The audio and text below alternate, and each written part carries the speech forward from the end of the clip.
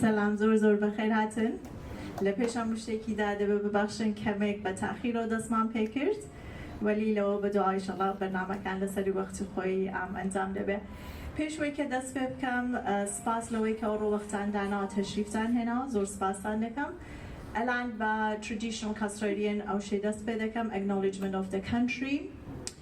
We acknowledge the traditional custodian of the land which we live. We show our respect to elders past, present and future. It's an honor to live, educate, learn on this amazing land, and we promise to protect and have such strong connection to the land, water and native animals. May Indigenous Australians and non-Indigenous Australians continue to work together in harmony in Australia. Zor spas.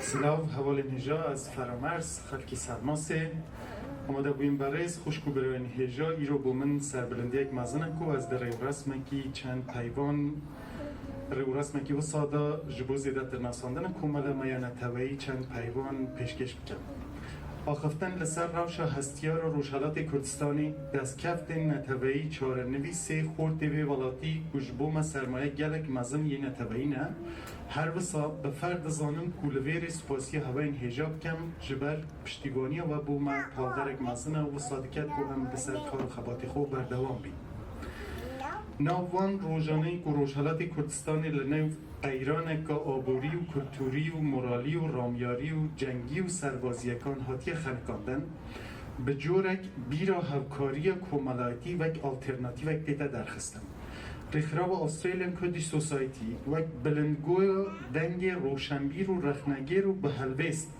بو خستن سر بو روناکی خستن سر مجار گرمین لروشالات کردستانی و ایرانی و درگاه و تویج لیدوانی لیکریاوه به هیویا سرهلدان درستبون دیالوگ و لیدوانی جمعوری و کمالایتی لباره الٹرناتیو گنجاو لوی دوخیده ریخراب ما دست به کاری خود کریه و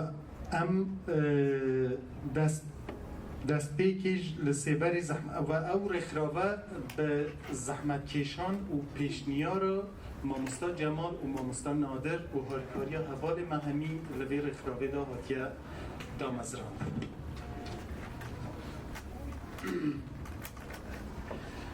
به بلاف کردن سرودا ایرقی بود دمکی بیدنگی با رزگرتن جگیانی پا که همی شهیدن ری آزادی کردستانی به دست به برنامه خواب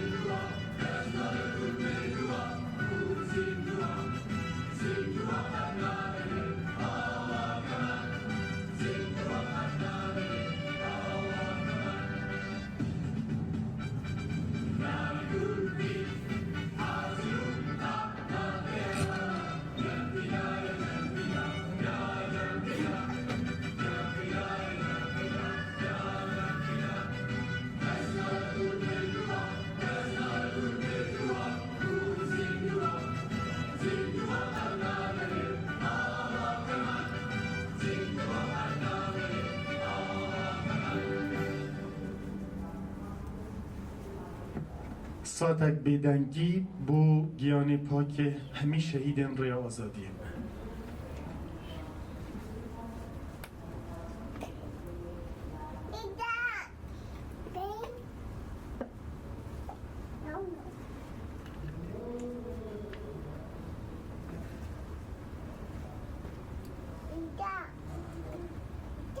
کرک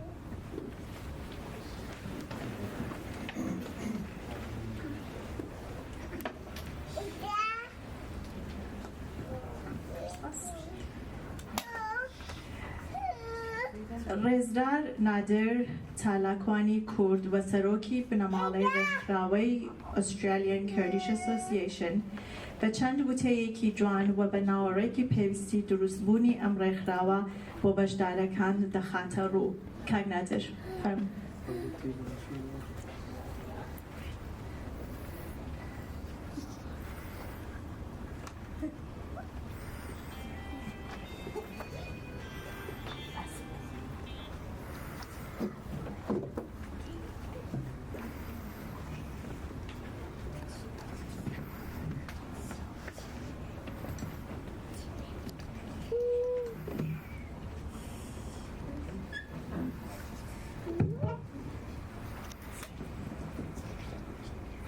خوشگوارانی بەڕێز بەخێر بێن سەرچاو لەلایەن کۆمەڵەی کوردی ئوسترالیاوە سپاسی هەموولایەکتان دەکەین بۆ ئامادەبوونتان.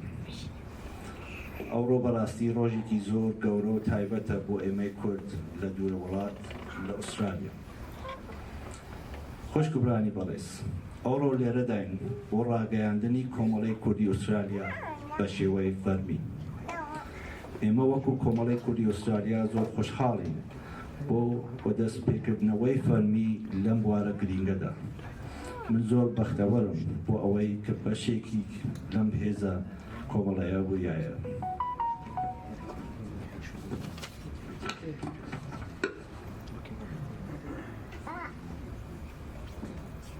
بۆی دەبێت هەمووتان باش ئاگادارن لە زەحمەت و تێکۆشانی نەتەوەی کورد بۆ پاراستنی ناسنامە و پێناسەکردنی زمان و کولتور و ژیانی ئەو نەتەوەیە کە 100 ساڵی ڕابردوودا لە هەموو پارچەکانی کوردستان خەباتی کردووە. بۆیە دەبێ هەموو تاکە کەسێکی کورد ئەرکی سەرشانی خۆی لەو خەباتە بەجێبێنێ. هۆیەکەی زۆر ڕوونە، هەمومان هۆی مانوونەمانی ئێمەیە. من دڵنیام ئەگەر لە هەر پارچەیەکی کوردستان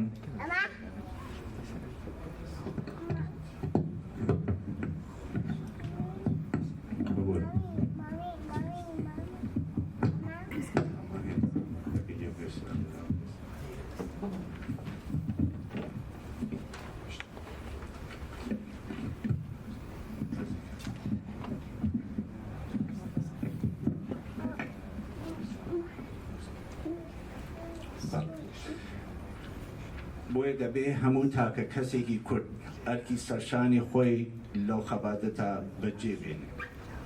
هۆیەکەیشی زۆر ڕوونە، هۆی مانوونەمانی ئێمەیە.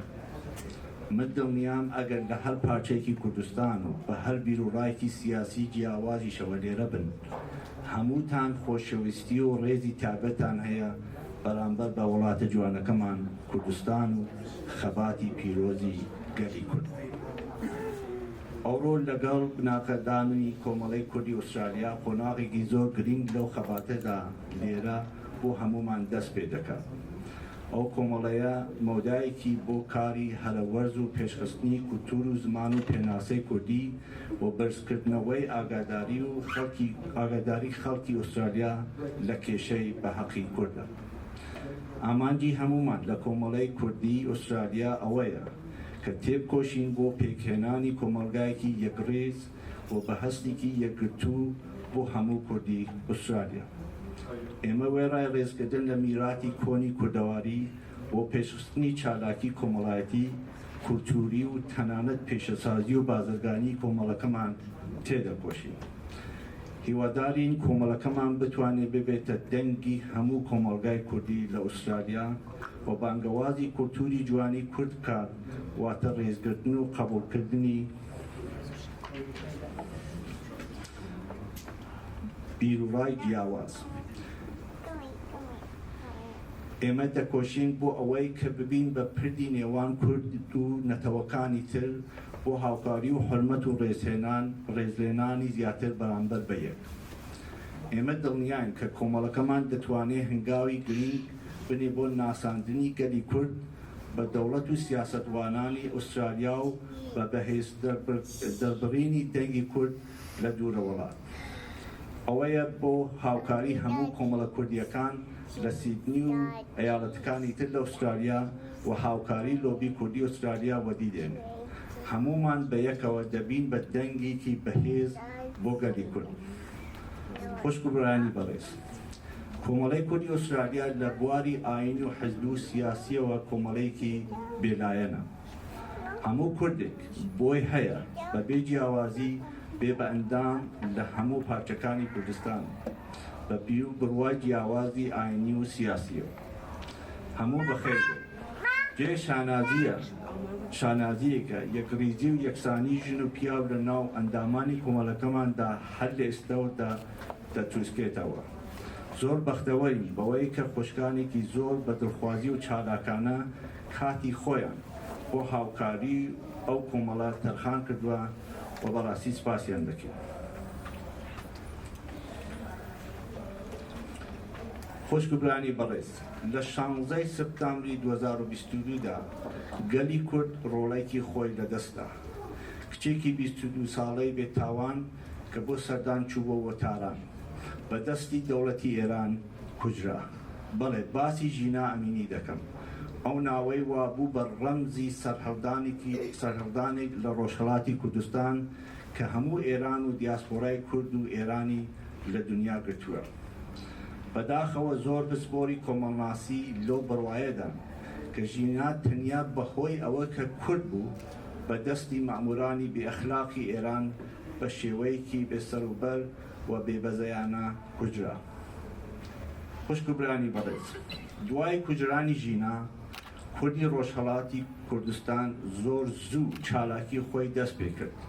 لە ڕێگای خۆپیشاندان و نووسین و دانیشتن لەگەڵ نوێنەری پاڵمانەکان و ڕاکێشانی هاوکاری هەموو خەڵکی ئێران توانی دەنگی ناڕزایەتی خۆی دژ بە دەوڵەتی ئێران بەرز کاتەوە و بە دنیای ڕابگەینێ. ئێمە هەستمان بەوە کرد کە دەبێ وەکو کورد و لە ژێر ڕێکخراوی فەرمی کوردی دابچینە مەیدان، نەک بە تاکە کەس و لەژێر ناوی ئێرانیدا. بۆیە زۆر زوو کۆمەڵەی کوردی ئوسترالیامان دامەزران و من شەخسن داوای لێبوردنتان لێ دەکەم ئەگەر ئەو کات بە زۆر بە پەلە بووین و نەمانتوانی کۆمەڵێکی خەڵکی زیاتر بانکێشت بکەین. هەمومان ئاگادارین کە لە سیدنی و شارەکانی تری ئوسترالیا کۆمەڵەی کوردی چالاک هەن و بەش بە حاڵی خۆیان خەبات دەکەن بۆ خزمەتکردن بۆ کۆمەڵگای کوردی لە ئوسترالیا. مەبەستی ئێمەش لەم دامەزراندنە کۆمەڵە کوردیە ئوسترالیا بۆ هاوکاری و خزمەتی زیاتر و پرتر بە کۆمەڵگای کوردیە شان بەشانی ئەوە. هەر لە سەرەتای مەرگی پڕ لە پەژارەی ژینا و دامەزراندنی ئەو کۆمەڵەیە دانیشتن و چاپێکەوتنی کە زۆرمان کردووە لە نێوان خۆمان بۆ بڕیاردان لەسەر خۆپیشاندانەکان، چۆنیەتی بەشداربوون و هەڵگرتنی ئاڵای کوردستان، دانیشتن لەگەڵ کۆمەڵە ئێرانیەکان و هەروەها بۆکردنەوەی یارمەتی و ناردنەوەی بۆ ڕۆژهەڵات. ئێمە لە پەیوەندی لەگەڵ بەڕێوەبەری هەموو خۆپیشاندانەکانی سیدنی زۆر سەرکەوتوو بووین و وتاری بەهێزمان پێشکەش بە هەزاران خۆپیشاندەر کردووە. هەروەها لە خۆپیشاندانەکانی هاید پارک سیدنی بە جلوبەرگی کوردی بەشدار بووین و سرودی سەرهەڵدان ژیانە بەرخۆدان ژیانەمان لە ناو 6,000 کەسدا بڵاو کردووە. هەمان ڕۆژ کشی ژیری کورد سارا ئیسماعیلی کە ئیمڕۆ لێرەیە کە تەمەنی تەنیا 14 ساڵە بە جلی کوردیەوە وتاری جوان و بەتوانای خۆی پێشکەش بە هەزاران کەس کرد. ڕۆژێکی پڕ لە دەستکەوت بوو بۆ کورد و لە کۆتاییدا زۆربەی ئامادبووان شانازیان بە کورد و ناسنامەی کورد کرد. خوشک و برانی بەڕێز، بە خۆشحاڵیوە زۆربەی کۆمەڵە ئێرانیەکان زۆر بە باشی قەدمان دەگرن واتە لە ئەنجامی زەحمەت و تێکۆشانی زۆر و باوەڕ بەخۆبوون و بەرپرسیاری زۆری هەموو ئەندامەکانمان هەموو لایەنێک دەمان ناسن و بانگهێشتمان دەکەن بۆ مەراسمەکانیان ئێمە ئەو هەلانە بۆ ناساندنی بارودۆخی کورد و دەرخستنی ناو و نەریت و نرخی کورد بۆ گەلانی تر بەکاردێنین 5 مانگ بەدەوە چاوەڕوانی ئەوە نەدەکرا بەڵام لە هەمان کاتدا هێندێ تونڕۆیش کە چاویان بە ئاڵای کورد هەڵ نەدەهات بەرامبەرمان بوونەتەوە کە بە ئارامی و لە ڕێگای گفتوگو توانیمانەوە ئەوان لە ڕابردووی کورد ئاگادار بکەینەوە و ڕادەی زانست و قبولکردنیان بەرامبەر بە کورد و ئاڵای کوردستان زیاتر بکەین خوشک و برانی بەڕێز زۆر سپاسی هەموو ئەو کەسانە دەکەم کە بێ وستان و ماندوو نەناس تێکۆشاون و بوون بە وەدیهێنان و دامەزراندنی کۆمەڵەی کوردی ئوسترالیا داوام لە هەمووتان هەیە کە لەم کۆمەڵەدا بەشدار بن و یارمەتی بدەن بۆ وەدەستهێنانی زیاتری ئامانجەکانمان کۆمەڵەی کوردی ئوسترالیا ماڵی هەموو کوردێکە و دەرگای بۆ هەمووتان ئاوەڵەیە کایە تێدا بەشدار بن پیلانێکی زۆرمان هەیە بۆ خزمەتکردنی باشتر بۆ هەمووان بە تێکرایی دەتوانین داهاتوویەکی باشتر بۆ کۆمەلگای کوردی ئوسترالیا پێک بێنین و دەنگی گەلەکەیشمان بین لە ژوورەوەی وڵاتە جوانەکەمان کوردستان بەرز و بەڕێز بێت یادی ژینای کوردستان دیسان هەموو لایەکتان بەخێر بێت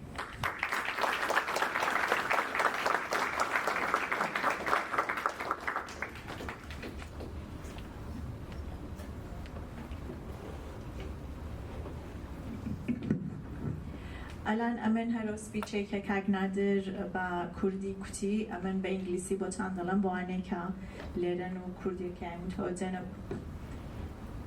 Ladies and gentlemen, welcome. On behalf of the Australian Kurdish Society, I would like to thank you all for being here. It's great for our Kurdish community in this part of the world. Ladies and gentlemen, we are delighted to be here for the formal launch of the Australian Kurdish Society, which I refer to as AKS in this speech. This is a momentum occasion for this Kurdish community in Australia, and I'm honoured to be a part of it.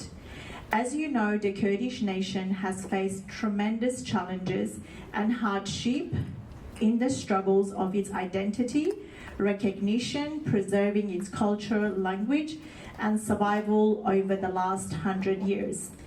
In all parts of the Kurdistan. We believe that it's our duty of every Kurdish individual to play a positive and robust role in this struggle. The reason it's simple, it's all about our survival. In this struggle, no matter which part of Kurdistan you're from or where part you're coming from, what political party you may or you may not follow, we share one very important value. This is our conditional love for our beautiful homeland, Kurdistan. We believe the establishment of AKS makes an important milestone in the struggle here in Australia, as it would provide a platform for Kurdish Australians to promote our culture, language, identity, and raise awareness of the unique challenges faced by the Kurdish people. The AKS aims to foster a sense of community and belonging among Kurdish Australians, and to promote social, cultural, and even business activities that celebrate Kurdish heritage. We also seek to raise awareness of the Kurdish nation's rich history and culture. Through the establishment of AKS, we hope to provide a voice for the Kurdish community in the Australia and promote understanding and acceptance of our culture and identity. We also seek to build a bridge between the Kurdish community and other communities in Australia to promote mutual respect and cooperation.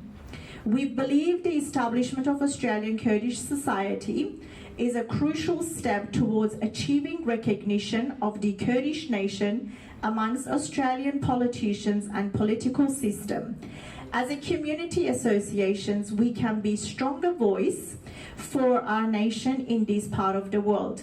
This can be done by working closely with other Kurdish community associations here in Sydney and other states in Kurdish Lobby, Australia, which I'm also a member of. Together, we will be a stronger voice for our nation. Ladies and gentlemen, the AKS is a community association, secular and not persistent association that welcomes all members of Kurdish community in Australia, regardless of what part of Kurdistan they come from and regardless of their political or religion beliefs. Current members of the AKS reflect our rich culture and beliefs in equality of the individuals regardless of their gender. It is a great pleasure to inform that there are some active ladies who dedicate their time and work voluntarily in AKS. Ladies and gentlemen, on the 16th of September 2022, the Kurdish nation lost one of its children, an innocent 22-year-old young lady whose holidays were cut short in Tehran and murdered by the Iranian authority. Yes, I'm talking about Jina Amini, who is now the symbol of our current revolution that is taking place in Iran and Rojhelat of Kurdistan amongst the Kurdish and Iranian in despair. Sadly, the tragedy, some experts in the field of sociology have spoken about Jina's case and believe the fact that Jina was a Kurd, it's very likely she was treated violently and indiscriminately by so-called the Iranian morality police, simply because she was a Kurd. Ladies and gentlemen, soon after Jina's death, we, the Kurdish people from Rojhelat of Kurdistan, found ourselves in a situation that needed actively participate in demonstration, liaising with other Iranian groups and cooperate with them to write petition, meet with members of parliament to express our strong opposition against Iranian presence in the demonstration as a Kurd and non-Iranian. For those reasons, we felt the urge to organize this activity in a formal way. And under a registered community association and not as an individual. This is how we come about with the idea of establishing the Australian Kurdish Society in a short period of time. I personally apologize if we did not invite members of wider Kurdish community at the time due to the urgency of the matter. We understand that there are other Kurdish associations in Sydney and other cities in Australia. We believe that those associations are doing their best within their means to serve the Kurdish community, establishing the Australian Kurdish Society, but no mean is to undermine their activity or to compete with them. On the contrary, we also want to contribute and fill in the gap and work closely with them to serve our Kurdish community better now and in future.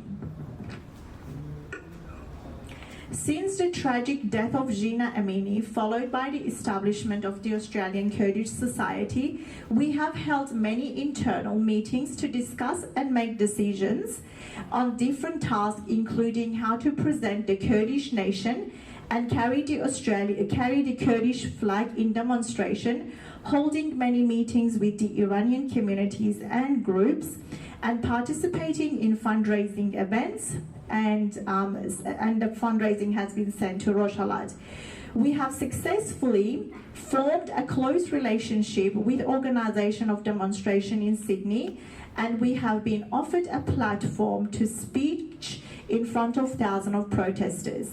We appeared in our Kurdish dress and played Sarhadanjin Barkhodanjian song in Hyde Park, Sydney for more than 6,000 attendees. This was on the day that Sarah Ismaili, our brave 14-year-old girl, made a speech in front of thousands of attendees. While appearing in her Kurdish dress, she was received with a great respect, which was an amazing experience, and we felt very proud of our Kurdish identity. Ladies and gentlemen, I can tell you confidently, because of all the hard work and dedication of our members, we have earned lots of respect amongst many Iranian groups. We are well known and constantly get invited to their events and has been asked to present in their events. We use other platforms to promote our Kurdish values and publicize the Kurdish cause. This was not possible 5 months ago. That said, we have all faced challenges. From some hardliners who were not tolerant to see our flag. With our persistent and standing with our values, dialogues and telling them about our history, they are now either more educated and tolerant to have accepted the reality that our flag is the symbol of our Kurdistan.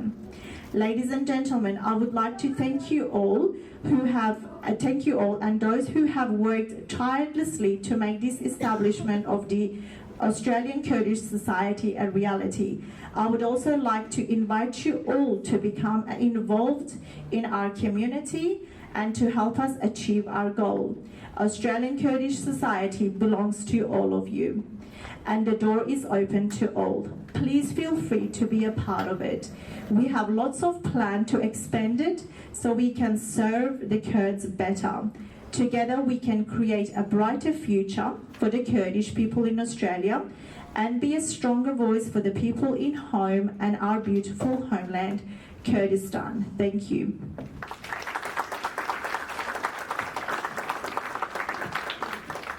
زور سپاس. الانش بیان خان بیان عبدی پریزنتیشن کی هیا فرمون بیان خانم.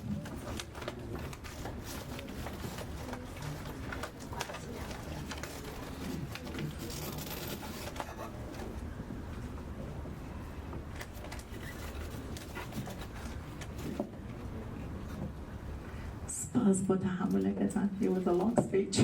سپاس نمیکنم. اگر هر کسی کیش عویده دو سالنه و کرو دلن بوتن بینن. Anyone wants water? No? Yes?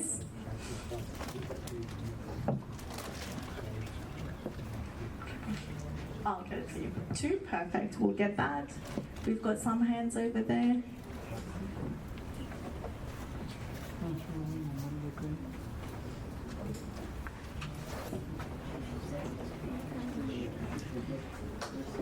Jinjian Azadi.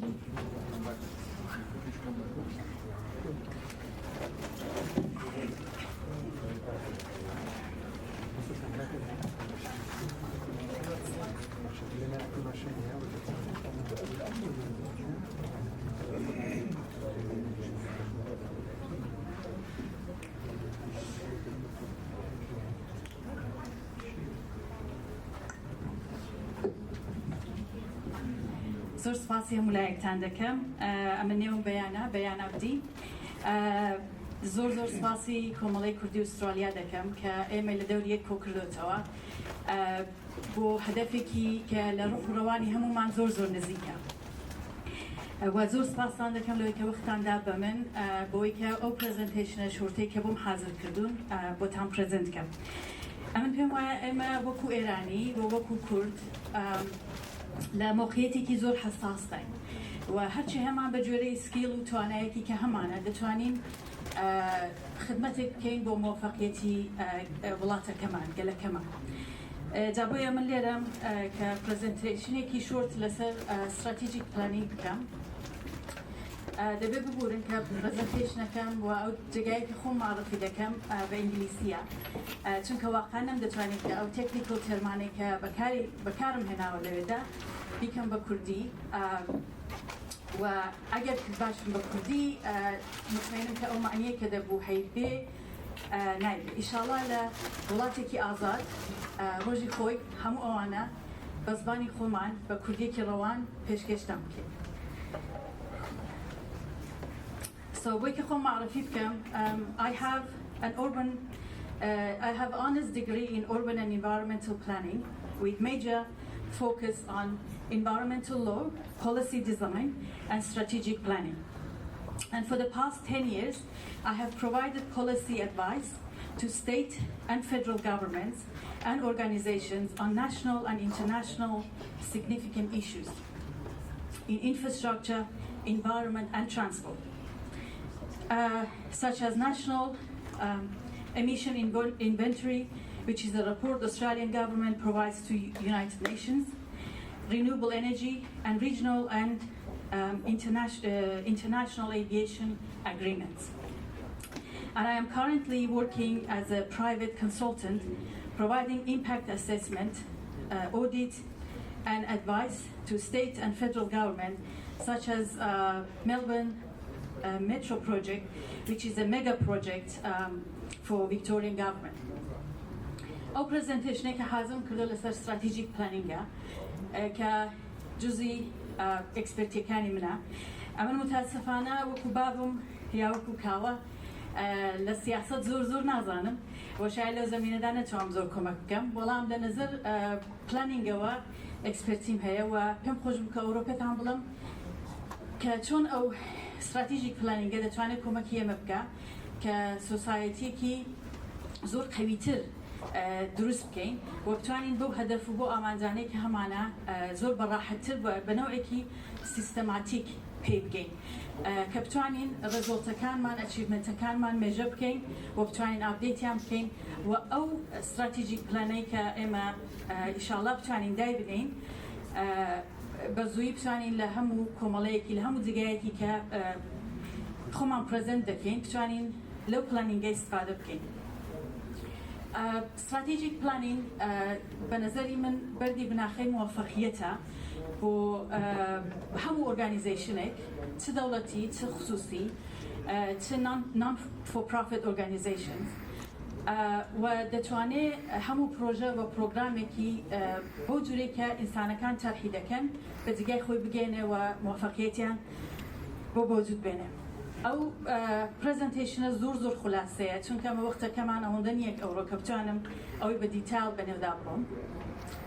زۆر خولاسەیە وەلی ئومیدوارم کە داهێنەیەکی زۆر زوودانمە بتوانین لە دەوریە کۆبینەوە و بە توانایی و بە فکر و عەقیدە و سکیلی هەموو لایەکمان استراتیژیک پلانینگێک بۆ کۆمەڵەی کوردی ئوسترالیا دروست بکەین کە بتوانین هەتا ئەگەر یەک پیج بێ یەک وان پیجە بێ کە دەوێتە ڤیژنی ئێمەی تێدایە گۆڵ و ئۆبجێکتیڤەکانمان مشەخەسە و ڕۆدمەپێکی کە پێدا دەڕۆین دەتوانین زۆری کەڵک لێوەربگرین.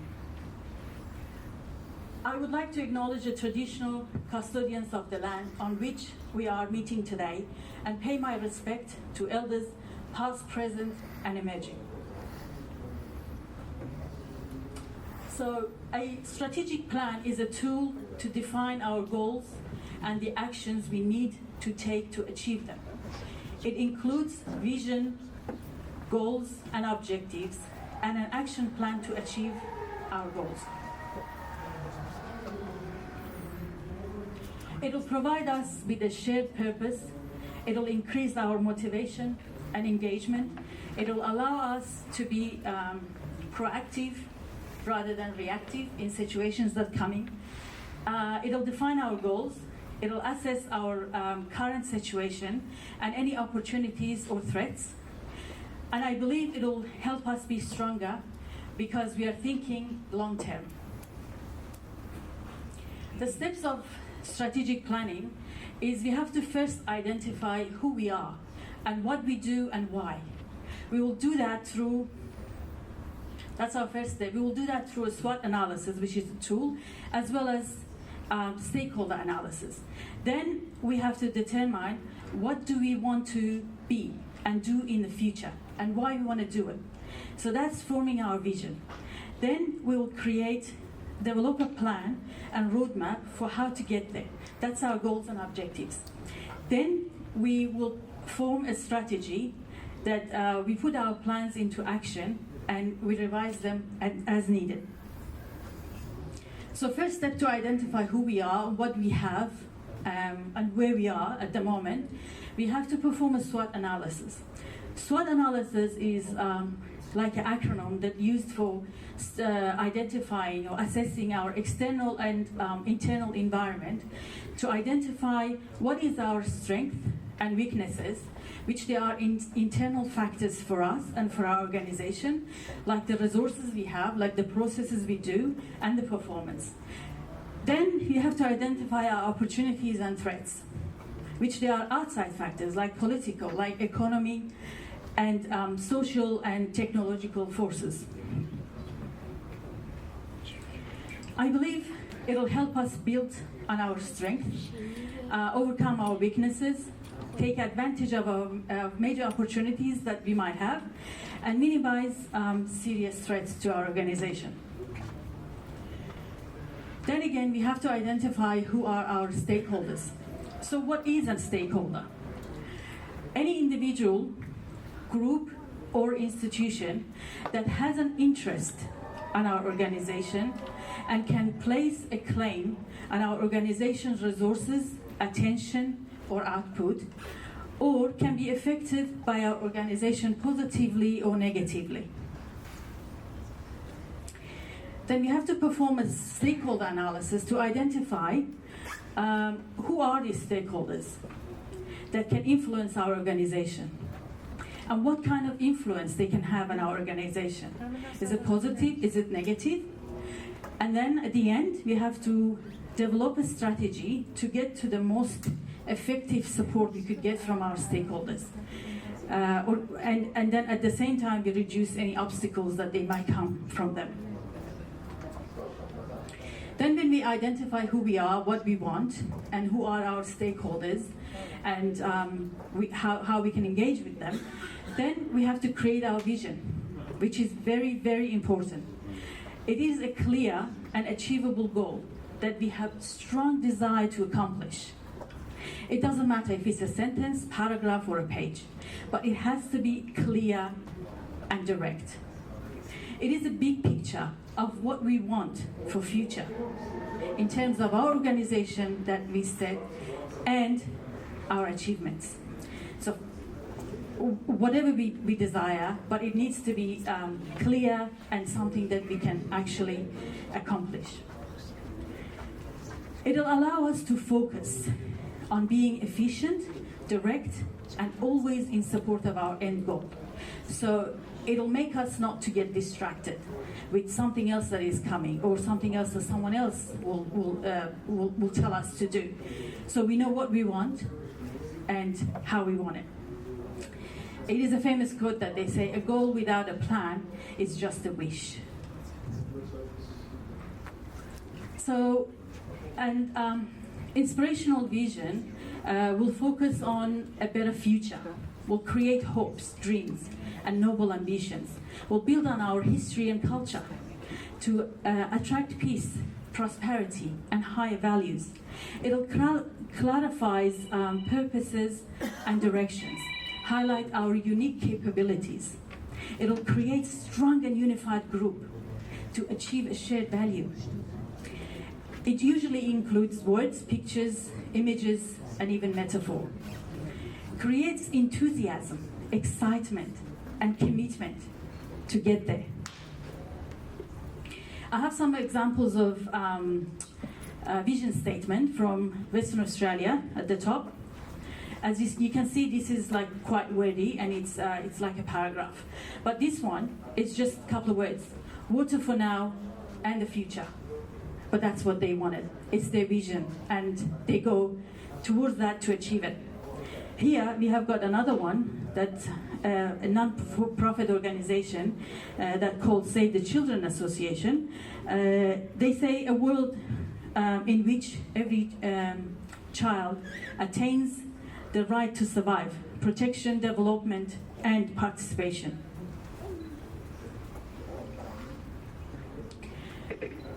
Then when we have developed our vision and we know what we want, which it's not just one person or one member's vision. It needs to be done through a workshop, and we have to listen to everybody effectively and productively, so we can generate some vision that everybody believes in it and everybody works towards it. After we did this, now it's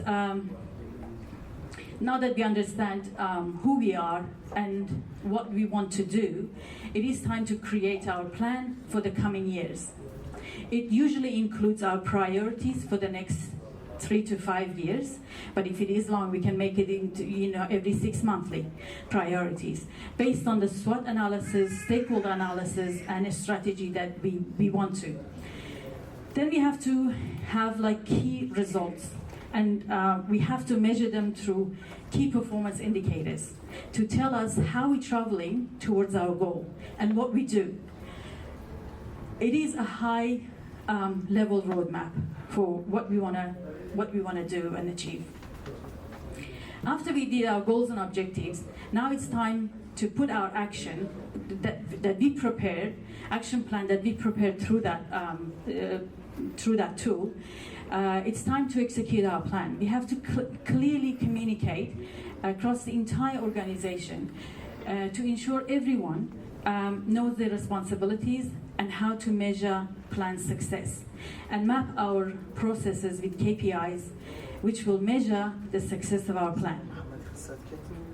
So what we did, strategic planning, we start from A, which is our vision, after we recognize who we are and what we want. And then we establish our goals and objectives, then formulating a strategic plan. So as an example, Australian government could say, I wanted to have low carbon economy. This is a vision. For that vision, they could create 5% reduction in CO2 emission from the 2020 level. That is a goal and objective, and it's usually coming with some sort of number to achieve. And then for the strategy, they introduce carbon tax or fuel tax. And then they will periodically they will update and review to see how they're performing. As a summary, strategic planning is a process that will help us define a clear vision to achieve our goals and objectives for our future. It will help us assess our current situation and any opportunities or threats, and make us be stronger because we are thinking long term. Thank you for listening, and I'm hoping that soon we can organize a workshop that we can create a strategic planning for our Australian Kurdish society, and we can use it, we can update it as we go. I'm happy to run that workshop, and that's my expertise, and I'll be happy if you guys use that expertise. Thank you.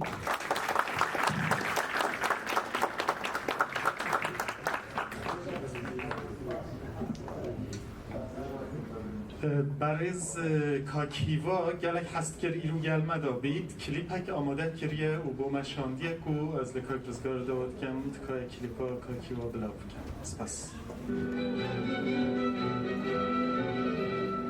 کاترا ایمن سنتی ایوه هرگیز مناکایی نبینیم نشان خودم کردستانیانی خواب در خودان تالباش بعداداری ایوه دیجا دگینم امرو کینی درنگانی ایوارا ببی آگاداری خوب بنمالم هاوریان و اندامانی انجمنی نوژین و پارێزەری بەڕێزم بە شێوازێکی بەتواوەتی بەپەلە لە بەندیخانە دەرکرام بەبێ ئەوەی کە داخوازی لێبردن لەلایەن خۆم یان پارێزەرەکەم و پێشکەش کرابێ و پێشتر من خۆم بە بەندیخانەم ڕاگەیاندەبوو و پارێزەرەکەیشم لە ڕێگەی پارێزەرەکەم و بە دەستگای دادوەری ڕامگەیاندەبوو کە بە هیچ شێوازە داخوازی لێبردن پێشکەش ناکەم و بە هیچ شێوازە ئەم داخوازیشمە قبوڵ نییە بەڵام ئەمڕۆ ئێوارە بەبێ ئاگاداری بە شێوازێکی بەتواوەتی بەپەلا لە بەندیخانە دەرکرا هەروە پێشتر دەست بەسەرکردن سزادانم بە شێوازێکی بەتواوەتی ناڕەوا بەبێ بڕیاری خۆم بە دەستی خۆم نەبوو ئەمڕۆیش دەرکرانم لە بەندیخانە بە هیچ شێوازە بە دەستی خۆم نەبوو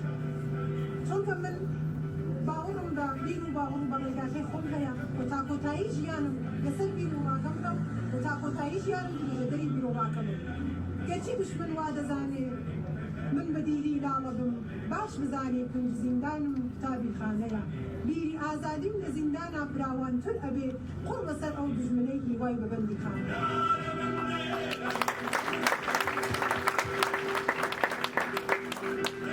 زارا محمدی که جامعه کرد خلقی سننده جیه به سبب موسوعیتی زمان کردی تنه این سال زندان داغونه رژیم جمهوری اسلامی لطرسا راپرین دا به پله زاره آزاد کریه. من خواستم بیراوه بینین و سپاسیا بینین. هر بشید.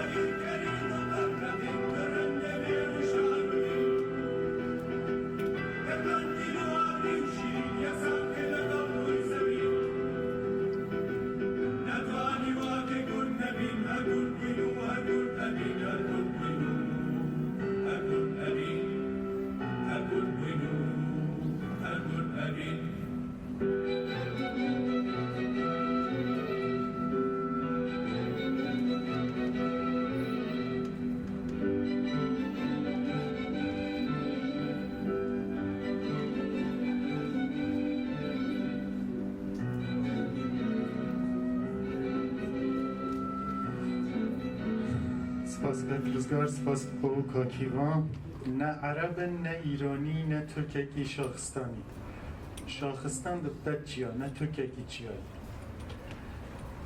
بریز کاک امید ده بگوتار خویا خوش گرماتیه کی تایبت بده تویر رسم کردی لولاته کی غریب و نقشره یا پیشروجی یا ولات میدک کرم که کرد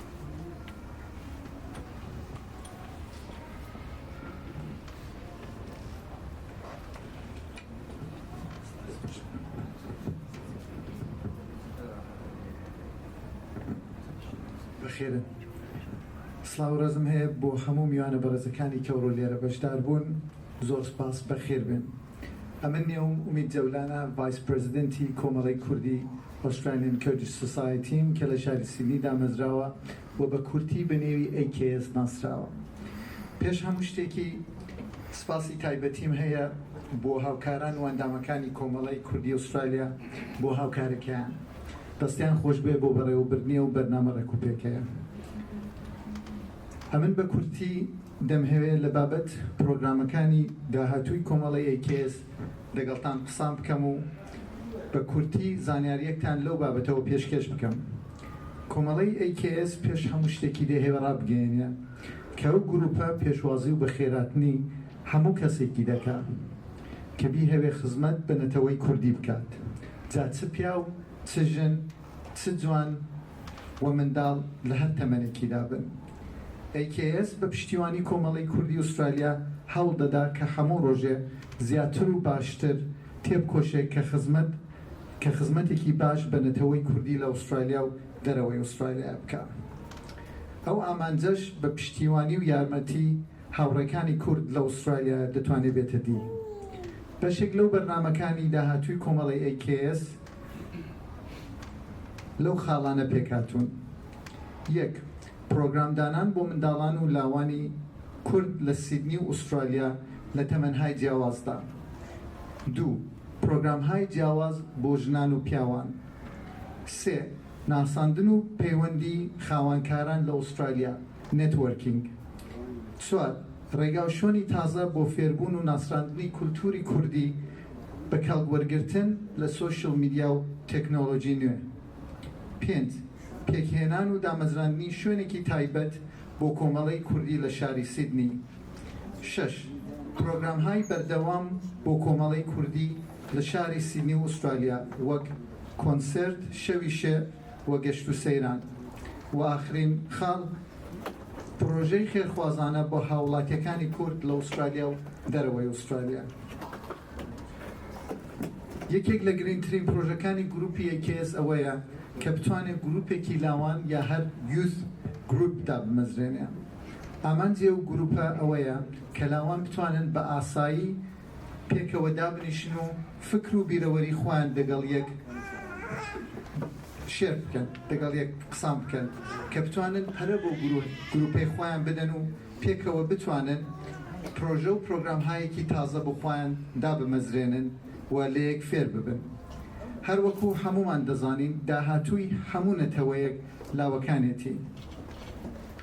گروپی AKS هەروەها هان دەدات کە گەنجەکان و منداڵەکان لە شاری سیدنی لێک نزیکتر بکاتەوە، هەروەها کولتور و فەرهەنگی کوردی زیاتر بۆمان بناسێنێ. ئۆسترالیان کردیش سۆسایتی دەیهەوێت بە کەڵک وەرگرتن لە سۆشیل میدیا وەک تیکتۆک، فەیسبوک، ئینستاگرام و هەروەها وێبسایتی خودی کۆمەڵی کوردی بتوانێت باشتر پەیوەندی لەگەڵ ئەو کۆمەڵە گەنجە بکات و هاوڕێیان بکات.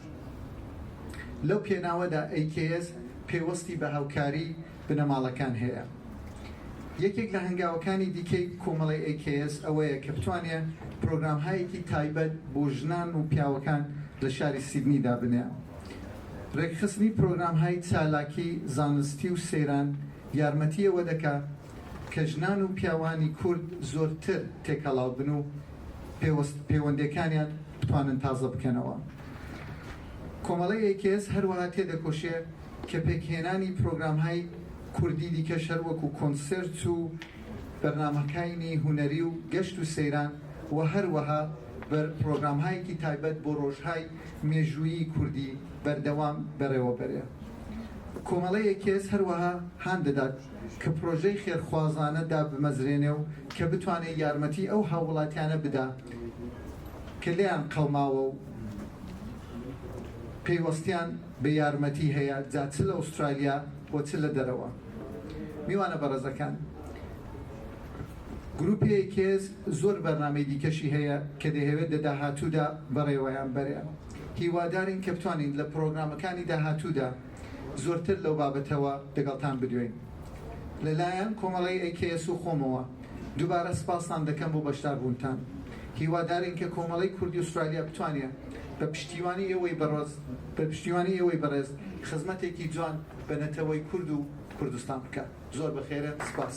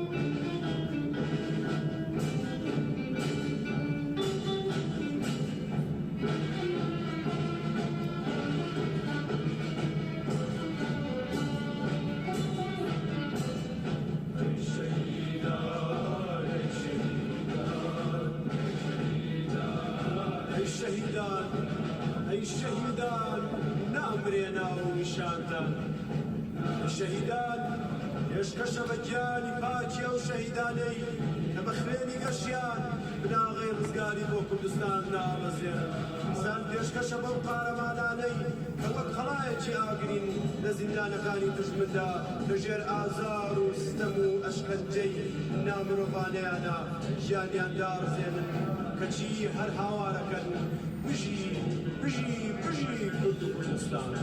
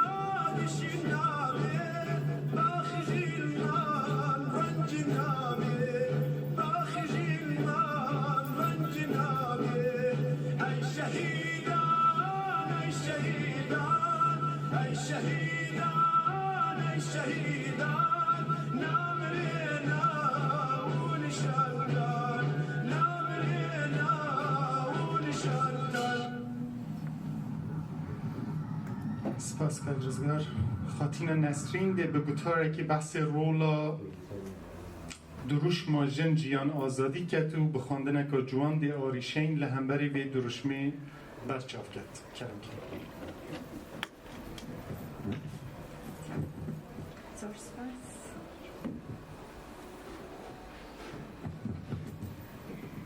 من أسرين رجبي أسرين إيش أسرين أسرين اندامی کۆمەڵی کوردی لە ئوسترالیا بە ناوی خۆم و IKS بەخێر هاتنی هەموو لایەکتان دەکەین.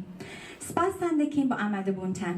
بەڕێزان، لەم بەشەدا دەمهەوێت بە کورتی باسێک لە ڕۆڵی ژنانی کورد بکەم کە لە ناو کۆمەلگای کوردیدا بەگشتی و لە ئوسترالیادا بە تایبەتی. وەک زۆر بەمان ئاگاداری، ژنانی کورد لە درێژایی مێژوودا ڕۆڵێکی دیاریان هەبووە. شان بەشانی پیاوانی کورد چ لە بواری خەباتی نیشتمانی و تێکۆشان بۆ مافی گەلی کورد، چ لە بواری کۆمەڵایەتی بۆ مافی ئازادی و سەربەستی، هەموو چەوساوانی ناو کۆمەلگا بە خۆیانیشەوە ڕۆڵێکی بەرچاویان هەبووە. بەداخەوە کە ئاین بیر و ڕای کۆنەپەرستی و پیاو سالاری کاریگەری سەرەکی هەبووە لەسەر کولتوری کوردەواریدا. ناتوانین ئینکار بکەین تا ئەمڕۆ هۆی سەرەکی چەوسانەوەی ژنانی کورد لە سەرانسەر دنیادا. بەڵام سەرەڕای ئەم کاریگەریە نەرینەیە خۆشبەختانە ژنانی کورد توانیویانە کە ڕۆڵی خۆیان پەسەند بکەن و هەردەم کۆڵ نەدەن و هەنگاو بنێن بۆ پێشەوە.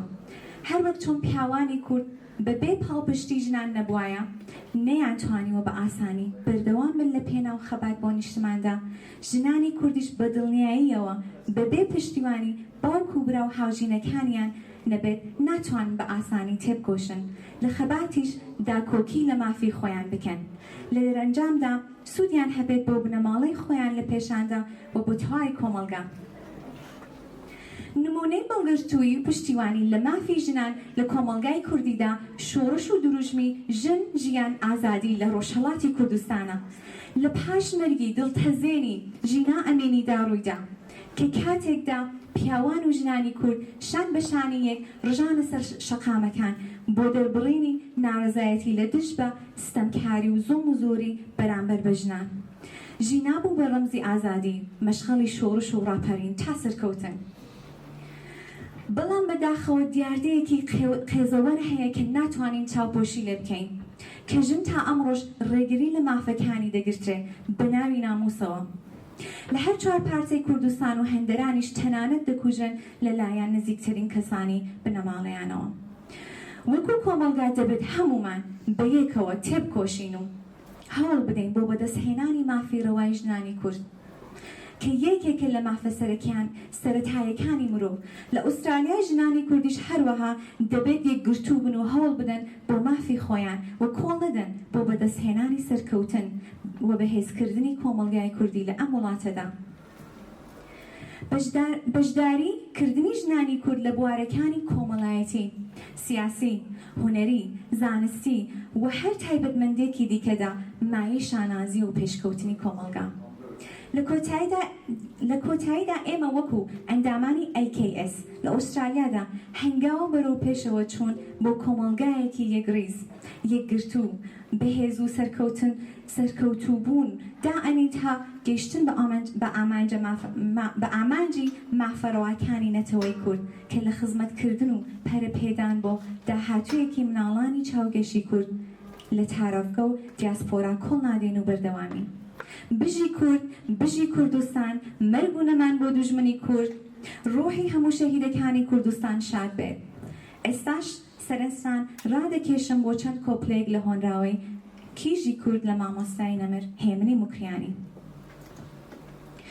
ڕۆژی بەختی هەر لەژێر هەورێکی ڕەشدا لاوی کورد، تاک و ڕوخساری کچی شاری لە پێش چاوان ونا، ناهێڵێ گۆشەی برۆکت دەرکەوێ چاشێوەکت، ئەی لەدەست ئەو چڵکە هەورە مانە ئەیمان دیتنە، چۆن دەبێ سەربەست گەلی ژێردەست کە کچ دابەستە بێ، بەس نەبێ ئەو کۆیلەتی و ئەو کت لە ژوور دابەستنە. دەرکی داخستووە لە تۆ بابت کەچی دەرکی نییە، دەرکە داخستن لە تۆ دەرکی هومێک بەستنە. دارزینە، مردنە، ئاخر هەتا کەی پێت بڵێن نابێ بیتە دەر لە ماڵ مافی ژیان کوا ئیژنە. لادە چارشێوی ڕەشت بادەرکەوێ کۆڵمەی گەشت چۆن لە قەرنی بیستەمە زۆر ئەی بە ئەمڕۆ گرتنە کیژی خەڵکی بۆمبی ئاتۆمی دروست کردو و ئەتۆش هەر دەزانی ناوی ئەستۆڵک و دەرخۆنە و پنا فێری زانست و هونەر بوو ئەو لە سایەی خوێندنی تۆش تەشیمان بۆ دەڕێسی یادگاری شیرنە ئەو بە ئاسمان ئافڕی دنیا گەڕا چووە بن بەحر دەک نەمێنم کاری ئێوەش هەر لە ژوور دانیشتنە تاکو ژن ئازاد نەبێ سەرچاوەکەی ژین لێخنە کۆیلەتی باوی نەماوە کیژی کوردی خۆشەویست ڕاپەڕە هەستا لە خەو ئاخر چ وەختی خەوتنە دەرکە بشکێنە پەچە بدرێنە ڕاکە مەدرسە چارەی دەردی کوردەواری خوێندنە هەر خوێندنە زۆر سپاس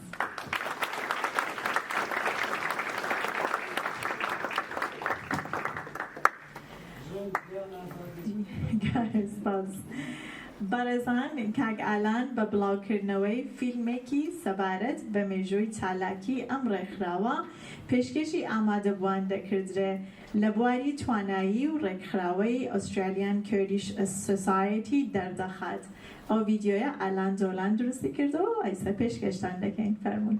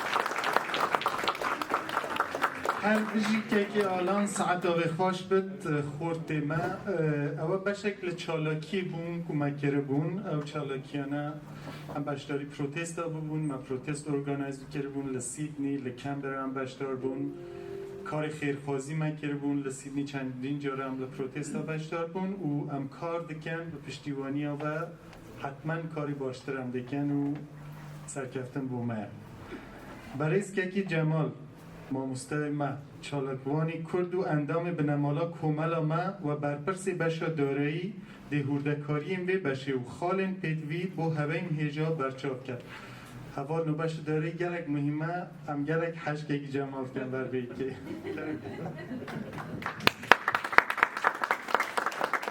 سپاس که فرانس دەبی اون هەموو ببوون ڕاستی کوردیا من قسەکردن باشە ئەمە نووسینە من بەداخە بەروێ زۆر و زۆر ئەماهاتیکردن کوردیام نەباشە ئەیجا بەروێ ئەزدە ئینگلیزی بێژن دەوای لە بردن و هەمیەتکەم وەک کاک فرامەز گوتی بەشی هەری مهمی وێ سۆسایتی یا هەر سۆسایتی ئوسترالیا دا سۆسایتێکی ئوسترالیا دا کۆ بەش ئابووریە ئەز ویدارم کۆ وەختەم ئیروهێریە خلاص بن اون بکارن هەرکاریە ما بکەن هەرکاریە مالی بکەن otherwise everyone's going to be in trouble so I'll go in English so because I can't really write in Turkish and Kurdish unfortunately we've been forced to learn foreign languages our enemy's language unfortunately my Kurdish is very weak so I have to say do my best in English welcome all and thank you all for attending AKS's launch since we are a newly established Kurdish society in Australia our only source of income so far has been donations from our own members and Sydney Kurdish Society and also our own committee members. So thanks for that. By the way, we collected about $8,000 so far. Also, due to Zhina's revolution in Iran, first time ever in 34 years, a Iranian committee sort of not left, not to right. They invited us for a picnic organized for Kurdistan only, which in itself was really a good thing to do. So they were very generous. They donated about $10,000, just under $10,000 to our society. All that money is in our society's account and has all been sent to the people that lost their families and their loved ones in Iran and ones that got injured and ones that are still in jail as we speak. So it was really very, very difficult task for us to send that money. Obviously because of security and Iranian regime being extremely good on spying on people, so we have to come up with a way that the money doesn't go to anyone's account. So we found a lot of Kurdish people in different cities in Iran, Sina, Shno, Piranshah, Joanro, Urmia, Mahabad, Urmia, about 8 cities, so we have to find very sort of reliable and confident individuals so we can send the money to them and what they do, they individually carry and physically carry the money to families that in need. And I believe, Cognother can confirm that I believe this money is going to 50 to 60 families and we're very proud of that and I thank you for people that really, thank the people that really help us out, especially that Iranian group. Moving forward, AKS will organize functions including roads, picnics and other nights so it can be funded. AKS, like other organizations, has costs and overheads and needs to be somehow covered. Costs so far included establishment fees. Obviously, it's a business, it's an entity, so there's a fair bit of fees involved. Some banners, we have done some banners, actually a few of them, you've seen that clip there, so I've done all of that. And we went to Canberra, I think we went there twice and we hired vans and we took a lot of people with us, so that cost a fair bit of money as well. So again, we've been supported by our members. Let me also advise that most members, followers of AKS have already spent lots of money from their own pocket and have not asked for it. And again, I really, really thank them for their generosity. In future, we'll be applying for government grants. That's out of my territory, but we are doing our best to get some grant from government. It looks like everyone else getting, so why not us? I think Haq Mustafa has very long and a history of it since he's got spent most of his life here trying to help Kurdish cause. So we're trying to couple of our people, especially Arzu Khanum, has expertise in that area. So Arzu Khanum's trying to get hopefully some grants from government very soon. We're also thinking to have a very soon, obviously, we have probably have an office that we'll let you guys know very soon where it is and location of it, so we can all go and have organize little community functions like dancing, maybe even in future have a Kurdish classes. It's a bit difficult, but that's what we're planning to have in near future. You guys just got to understand, what we do here is all voluntary. It's not about us. It's about our future, about our kids. You know, it's really it's important these kids get together and be familiar with our music, our history, our عاداتنا. You happy, Ronnie? Last one actually. We also organize some merchandise over there. Please, our members have donated that to IKS. I really appreciate if you guys could purchase them today. Some hats, some shirts, some important flags. Those flags, every single Kurd should have flag in their house. Just to remind that who we are, where we come from. Finally, there's a membership application over there right on the back where Kakumid is standing. It'll be great if we get some sort of support from you guys. If you don't mind, just put your information. It'll be kept very confidential. There'll be a bit of information there, like your email address. If you don't want to put your home address, that's okay. If you do, we'll probably come and bash you. I'm just joking. So if you don't. So yeah, please, there's the application there. If you don't mind, we have a little gift with it. Whoever fills up, complete those applications, will have a Kurdish Australian flag with it. So that's from me, guys. Thank you. The last thing I want to say this from bottom of my heart. We all have pretty good life comparing to what's happening back home, and a lot of people lose their loved ones. We got it pretty easy, I can tell you that, especially in this country, Australia. We got a pretty damn good lifestyle. We're not doing for any benefit. We're not the people that raise their hand and the member of this committee and our followers. We're not doing for any financial gain or benefits. We solely do it because we love it. What we need from you guys, no matter how good we are, sometimes you just get frustrated as well. What we need is support from everyone. Honestly, each individual can help us in different ways. We just don't want to give up. We need your support one way or another. Just remember, we're all here with the name of that beautiful name, Kurds. We're not here under my party or your party or anyone's party. We're here under Kurdish name, so we all should be really very proud of that name. So thank you so much for coming. Really appreciate for your support. Thanks so much.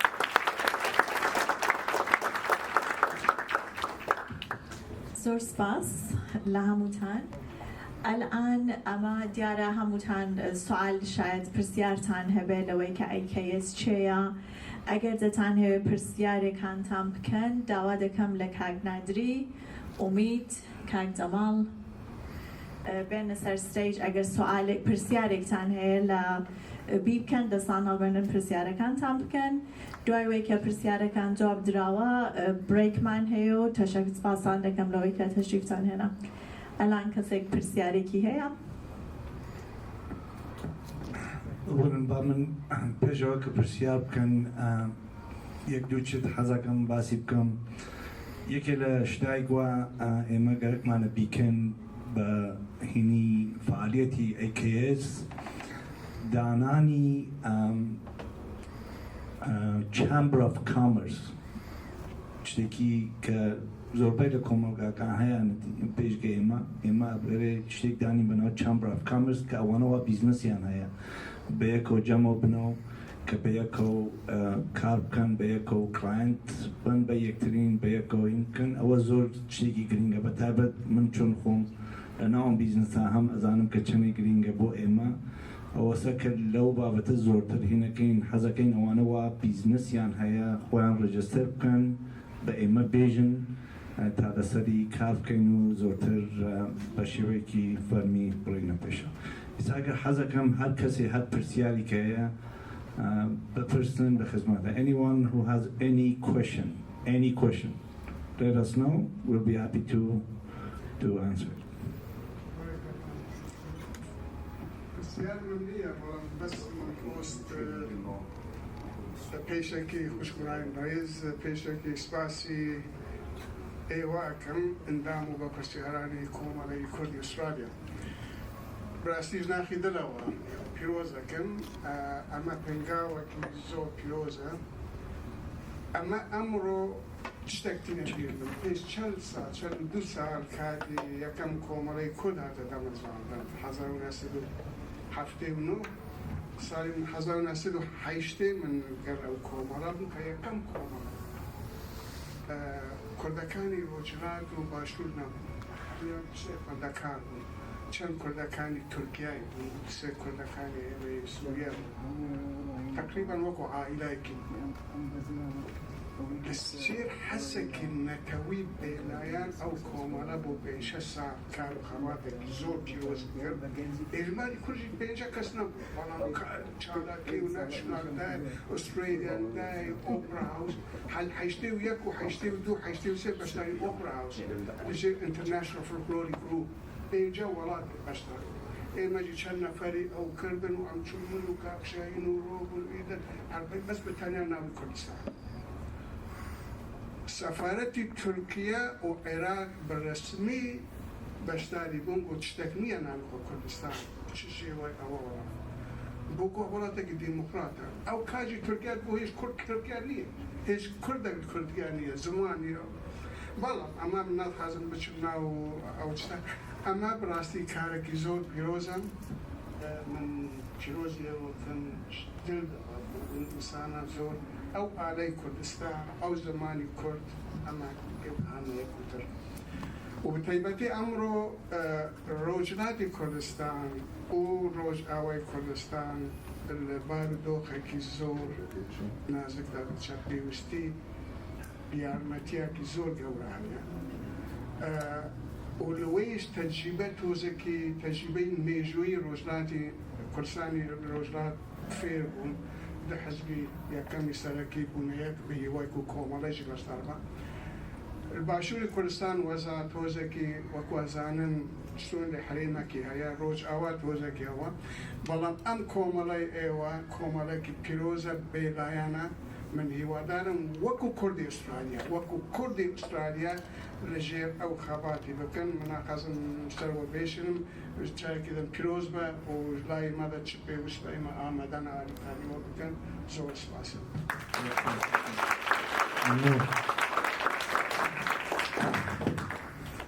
ڕاستی کاک موستەفا من 32 ساڵە لێرەم لۆ ڕۆژۆ کاتومێرە کاک موستەفا ناستم لەناو کۆمەڵای کوردیە زۆر کار و خەباتی کردووە زۆر تەجروبەی هەیە و ئێمە مطمئنم لە ئایندەی نزیکە حتما لەو تەجروبانەی ئیستفادەکەین. کەس پرسیاری نییە ئەگەر پێم وایە ئەمە ئەگە پرسیانەوەی بۆ ماناز کارەکەمان زۆر باش کردووەمان. خواردن وەڵا تا پرسیارێک نەکەن خواردن ناوێت ئەوێ حتما پرسیارێک ئەوە کاک حەیدەر فەرموو. پلان بۆ نەورۆز پلان بۆ نەورۆز وەڵا ئێمە خۆمان وەکو کۆمەڵای کوردی ئوسترالیا پلانمان نییە بۆ نەورۆز وەرێک ئەزانم شتێک هەیە کە 18 مانگی مارچە ئەوەیش کۆنسرتی کاکەنەوەی زەردیە جا زیاتر لەوە بابەتە و قسە ئەکرێتەوەمان یعنی ڕۆژی 18 مانگ لە ئێنمۆر تیاتر تاوەجێگە بزانم کۆنسرتی کاکنەوەی زەردی.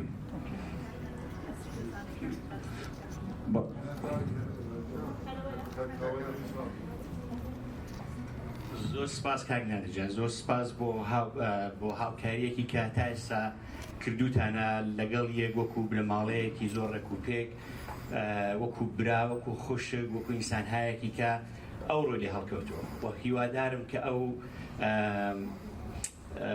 یەکڕیزیە بۆ ساڵیانی ساڵ ببێتە سەرمایەکی زۆر گەورە بۆ هەمومان.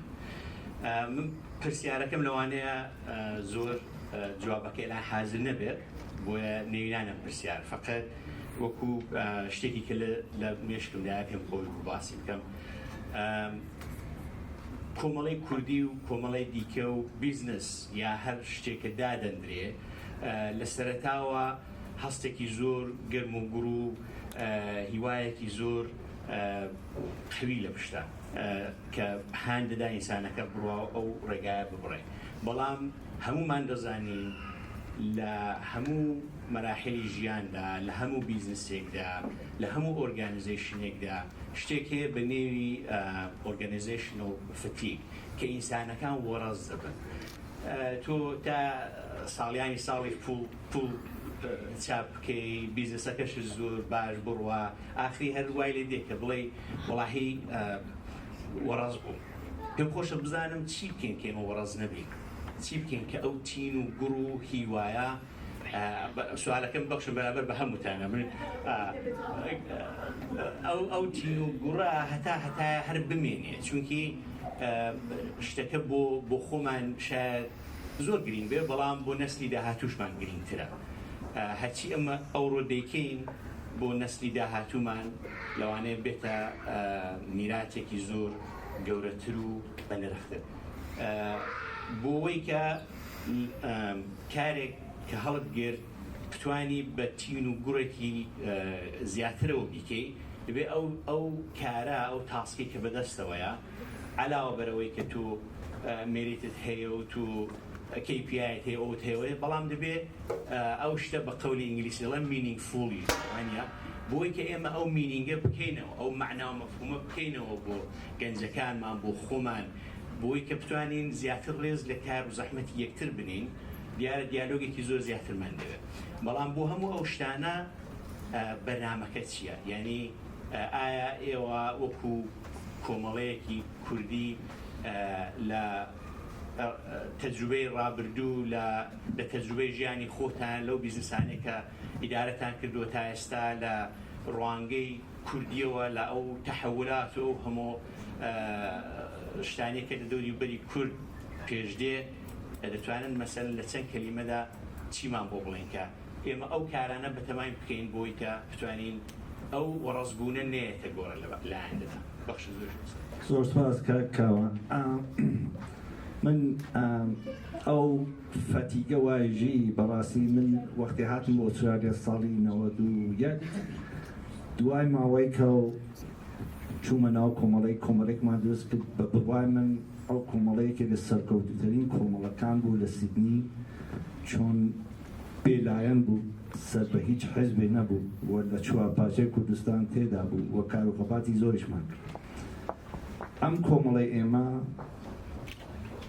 ئێمە هەوڵمان ئەوەیە کە خۆی بە هیچ حیزبێکی سیاسیەوە نەبەست ئەوە بە ڕاشکاوەیەژین ئێمە گەرەکمانە بە هیچ شێوەیەک سەر بە هیچ حیزبێ بۆ هیچ حیزبێک کار نەکەین و بە بڕوای من نەقشی ئێمە ئەوەیە ڕۆڵی ئێمە ئەوەیە کە حتا ڕەخنە لە حیزبەکان بگرین لە هەمووی حیزبەکان لە هەر پارچەی کوردستان بێت بە هەر ناوێک چون بە بڕوای من کۆمەڵە یعنی حیزبەکانی کوردستان کۆمەڵای کامیونیتی وەکو ئێمە ئەبێ هەموومان هەر لە سەرۆکی و هەتا خواردێ و ئەبێ لە خزمەتی کوردستان و گەلی کووردا بێ نەبەرعکس.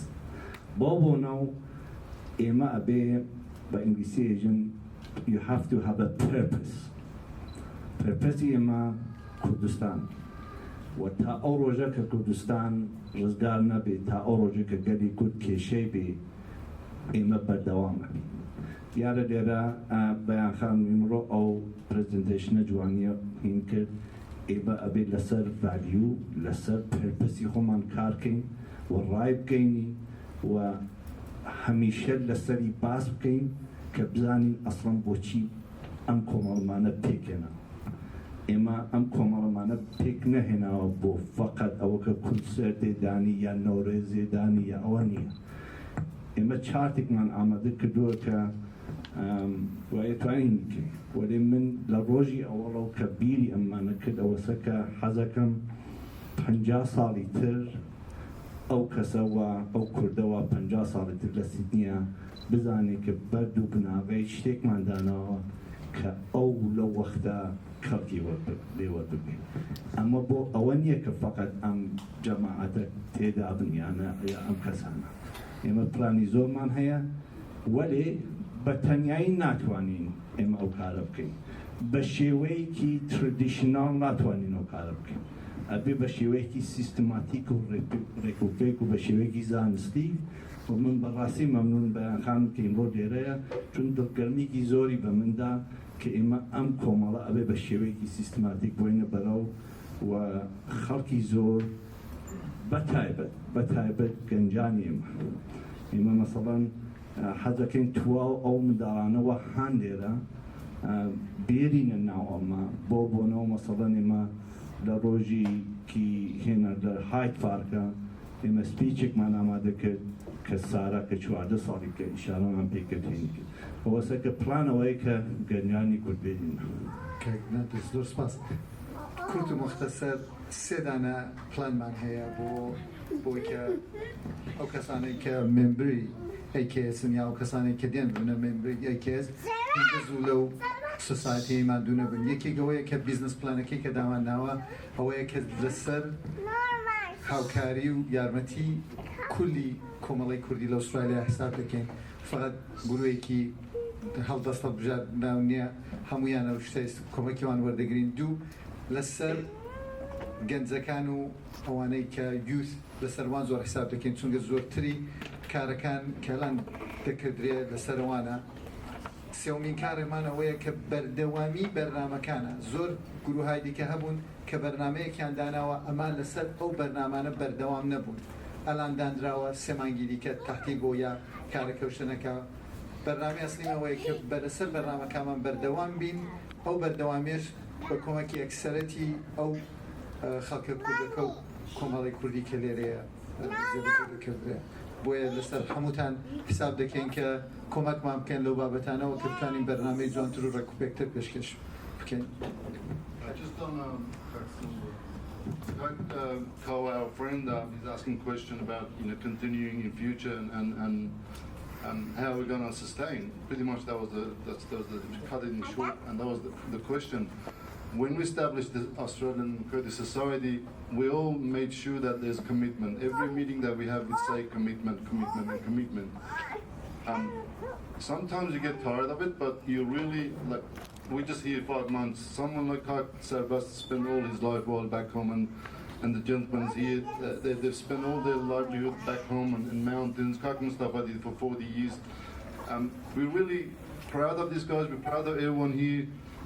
We just need your support, your experience, your encouragement. I understand we need to be criticized. I understand that. That's okay. When we raise our hand, we want it to be criticized as well. But just remember, we took this job upon because we just, as a voluntary, we needed the people that have, the guys that have our experience. We really need our kids to be involved. That's the whole purpose.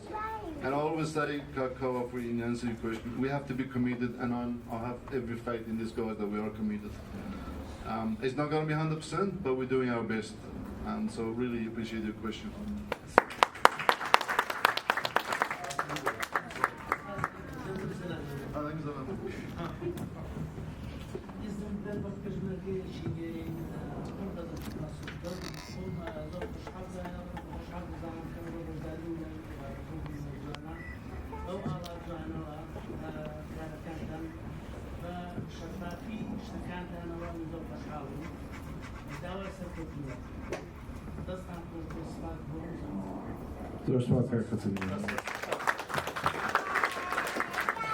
لەنێو ممبەرشیپ فۆرمەکەیدا بەشێکی هەیە کە کۆمنت یا ئەگە هەر پرسیار یا هەر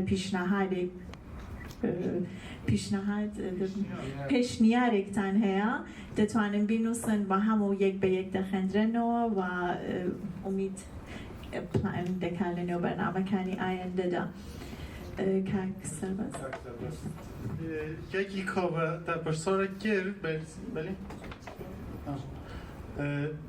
گرینگترین خال شیانا بردوام بونی پشتگیری و بشتاری و لیره و خالک یلا گرینگ بو کو من پیوا بو گر از بیجم یعنی دبی پشتگیری و هبید و بشتاری وش هبید که بکارن سر برنامه خوب بردوام سپاس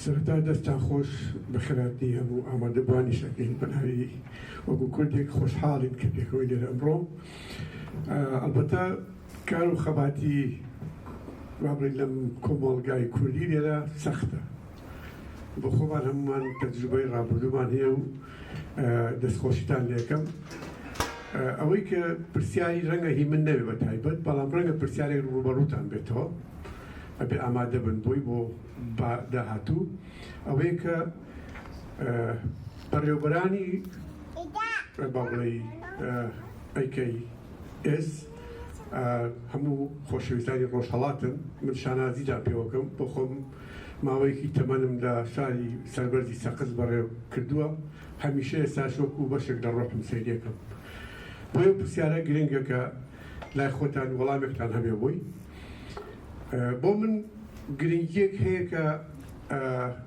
ڕەنگە ئەگەر ئێمە بتوانین لە هەر پارچەیەکی کوردستان ئەسۆسیشنێکی یا بەقوتمان هەبێ کارامان هەبێ بتوانن هەموو لەژێر چەتی فێدەرەیشنێکی تۆکمەیە کۆ ببنەوە من بۆ خۆم بۆ چوونم هەیە کە سەرکەوتنی باش بەدەست بێنێ بەڵام بۆ مەرجەی کە نەبنە کۆیلەی حیزب و کەسایەتیەکان و ئۆڵ و ئەملا ئەولا ئەوە بۆ خۆی گرنگە پرسیارەکە لای منەوەیە کە وەکوتم بۆ خۆدان خۆدانی بۆ ئامادە بکەن بەڵام لەسەر و هەمووی گرنگتر توانایی خۆتان و بەردەوامیتان بەوەیە کە تا چەندێک حوسەڵە و باوەڕتان بە خۆتانە بێت زۆر گرنگە ماندوو نەبن ینی قودرەتی ماندووبوونتان ئەوەندە بێت کە بە هێواشی لەسەر خۆیی بەبێ لای هەڵسوون بەبێ با بڵێ ئێمە پێڵێ ئینفعال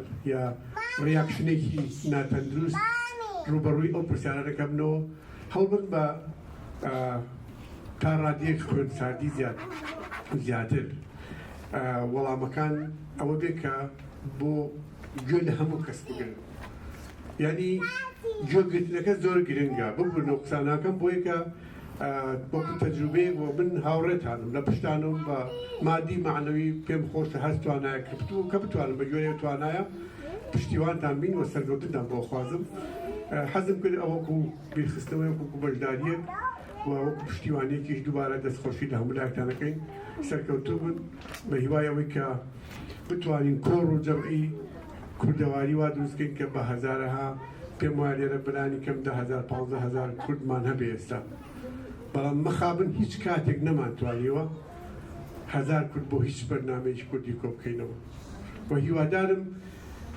لەو بەرگە بینە دەرەوە کە بەرگی خۆپەرستی تەنها خودناسی ئەو بەرگە ئیتر وردە وردە بەکراوەتر سەیری دەوروبەری خۆمان کۆمەلگای کوردەواریمان گەنجەکانمان گیری داهاتوومان بکەین و چۆنەڵی بە ئەمانەتێکە ئەوانیش ئیدامەیەکی پێبەن ڕەنگە تا چەند نەسلێکی ترمان وای لێبێتر تاکوتەرانی باگراوندێکی کوردی هەبێ بەڵام گرنگیانی من هەوێی نەتەوەیی بەلامەوە هەویەکە کە خۆرسکە پێت بەخشراوە ناکرێونی بکەیت بەڕاستیەکەی و سپاس جارێکە دەستان خۆش دەست خۆش کاک سەربەست ئەمە هەرو جۆڵەوات ناو وتارەکە وتم ئێمە کەمی بەپەلە ئەم ئۆسترالیان کوردیش سۆسایەتیمانە دامەزران هەرو جۆرەوتم دەرگای ئەم کۆمەڵە ئاوەڵەی بۆ هەر کەسێک لە هەر پارچەی کوردستانە مەرجی هاتنە ناوەی ئەم کۆمەڵە ئەوەسە کە ئەو کەسە کە تێتە ناو ئەم کۆمەڵە بڕوای بم ئاڵای کوردستانیە بێت بڕوای بە کوردستان و کێشەی گەلی کورد بێت وەلێ شتێک وا من گەرەکمانە بیکەین ئێمە ئەوەسەکە بڕێ خەسارناسی بکەین بزانین وەکو خۆت وتت بۆچی مەسەڵەن وەکو ساڵانی پێشوو ئەو چەند هەزار کوردەوە لە ئوسترالیان ناینە ناو مەسەڵەن کۆڕ و شتەکان یا بۆنە جیاوازن بۆنە دوورکەوتنەوەیەک ئەمە بەشێک لە کاری ئێمە سوتم ئێمە فقط ئەوە نییە کە بین کۆڕێک بۆ نۆرۆز ببین یا مەراسمی بۆ نۆرۆز ببین هێدی ئەبێ بڕێ کار بکەین و دیتردانکەێنە بەڵام من بۆ پرسیارێک بەڵام مشاهدەکەم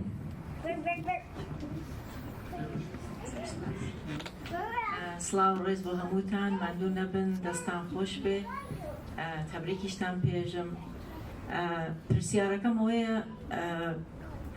وەکوەزانن ئەسۆسیێشن گەلتر هەست لە ئوسترالیا کوردیش ئەسۆسیێشن یا کوردیش سۆسایەتی نازام ناوەکانیان چەندانن و نازام چەندانان بەڵام ئەزانم زۆرن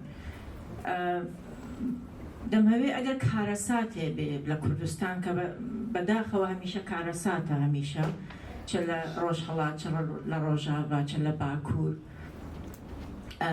و جاروباری شاید لە باشوور مطمئنم بەشێ لە کارەکانەوە لۆبینگ یا ئەدڤۆکسی بۆ کورد و ئەگەر مەسائلێ بۆ کوردستان پێش بێ ئێوە بڕۆن لەگەڵ پۆڵەتیشنەکانی ئوسترالیا قسە بکەن و بتوانن ساپۆرتیان وەربگرن و یا بتوانن داوایان لێکن دفاعکەن لە کورد و یا منشورێ بنووسن لەخەرە دەتان هەوێ حتمما بەرنامەی واتان هەیە ئایا ئەگەر زمانێک کارەساتێ پێشات ئێوە بچن لەگەڵ پۆڵەتیشنی ئوسترالیا قسەکەن ئێوە وەکو کوردیش ئوسترالیان کوردیش سۆسایەتی بچن جەماعەتێتر وەک نوعێتر کوردیش سۆسایەتی بچن یا کوردیش فدرایشن یا هەرچی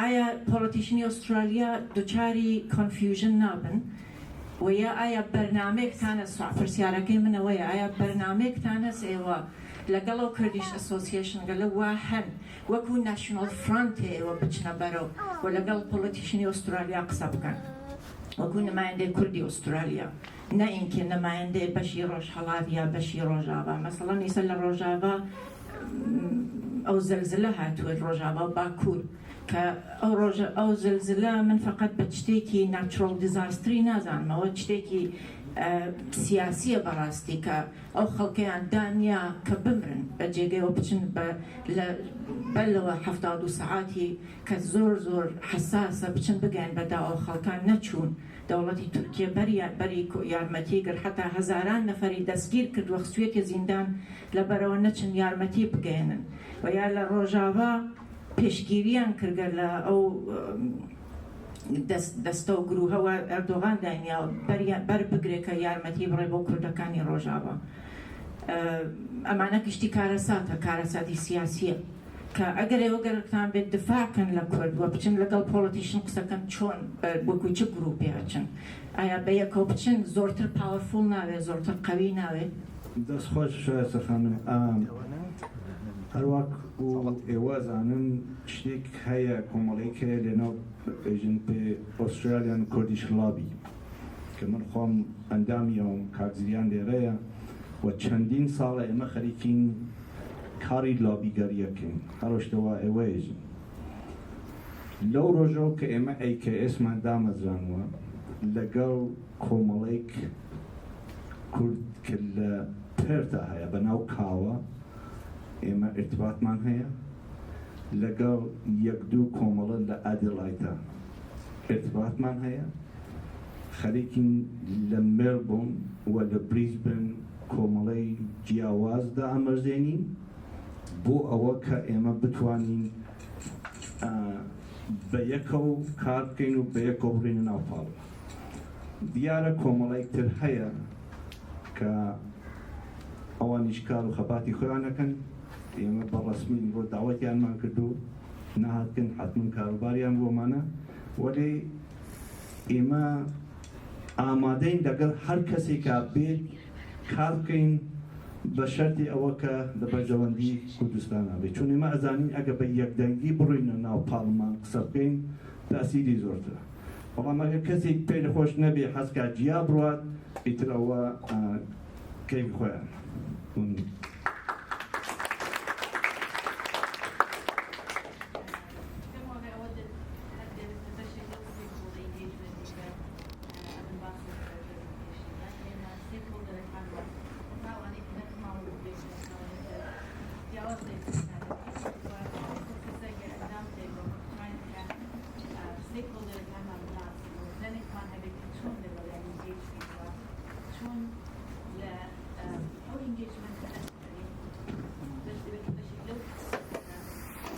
دەست خۆش بەیان خەم بەڵێ من وەختی ئەو پرزنتیشنمە بینی بەڕاستی وەختی گەیشتە ئەو بابەتی ڤالیو ڤیژن ستیک هۆڵدرز بە هەزاران کەس لە مێشکی منە ئاوا وەکو هین هات ئەو کابرای فارسی فاشیستە وان ناتوانێت من قبول کات ئەویش نەوەی ستیک هۆڵدرە ئەو کەسە وا فارسە وەلێ من قبولەکات لەگەڵ یا ئێرتباطم هەیە یارمەتی ئاب بە کورد ئەوی ستیک هۆڵدرە ئەمانە هەمووی ستیک هۆڵدرن بەڵام ئێمە ئەبێ بە شێوەیەکی سیستماتیک و زانستی ئەم شتانە ئایدنتیفایکەین و لەگەڵ یانە قسە بکەین و ئێمە من خۆم وا بیرەکەمەوە کە لە ئیمرۆلا من کار و خەباتی ئەیکەیس لە ئیمرۆلا دەست پێەکەم کارم بە ئەو شتەوە لە گوزەشتا ڕووی داوا نییە یانێ هەر کەس هەر جۆرە بیری کردومە کار بەوە نییە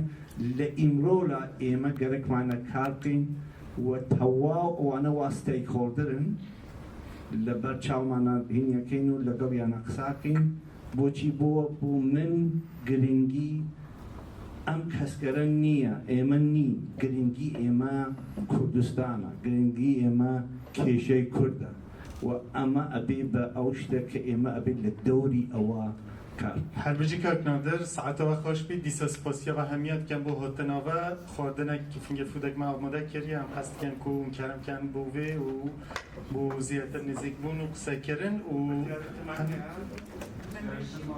بەێ ناوەڵا بەس دەستان خۆش بێ و هیوادارم کارمکان بانزانی هەڵەستین بۆیە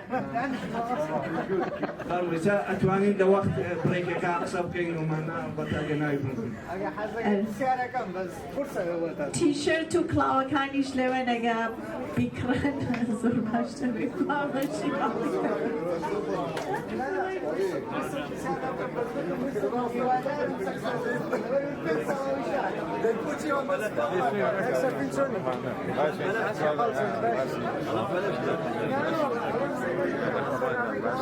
Gracias.